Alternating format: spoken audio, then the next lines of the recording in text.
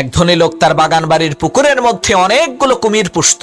একদিন সেই ধনী লোকটি তার সেই বাগান বাড়ির মধ্যে বিশাল একটি পার্টির আয়োজন করলো। অনেক লোকজন সেই ধনী লোকটির আমন্ত্রণে সেই বাগান বাড়ির পার্টিতে এসে জনমের মতো ভালো মন্দ খেলো। এরপর সেই ধনী লোকটি মাইক দিয়ে ঘোষণা করলো, আপনাদের মধ্য থেকে কেউ যদি আমার এই কুমির বোঝাই করা পুকুরটি পাড়ি দিয়ে সাঁতরে এই পাশ থেকে ওই পাশে যেতে পারে, তাকে আমি 10 কোটি টাকা দেব, না হয় তার সাথে আমার একমাত্র সুন্দরী কন্যাকে বিয়ে দেব।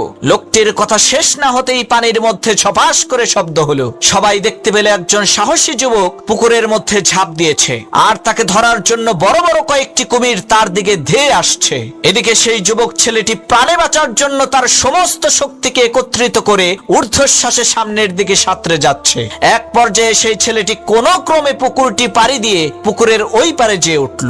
ছেলেটির এত বড় বিজয় দেখে সকলেই হাতে তালি দিল। আর সেই ধনী ব্যক্তি সেই ছেলেটিকে জিজ্ঞেস করলো, বাবা তুমি কি 10 কোটি টাকা নিবা নাকি আমার মেয়েকে বিয়ে করবা? তখন সেই ছেলেটি বলল, আমি আপনার টাকাও চাই না, আপনার মেয়েকেও চাই না, আমি শুধু জানতে চাই কোন শালা আমাকে ধাক্কা দিয়ে এই পুকুরের মধ্যে ফেলে দিছে।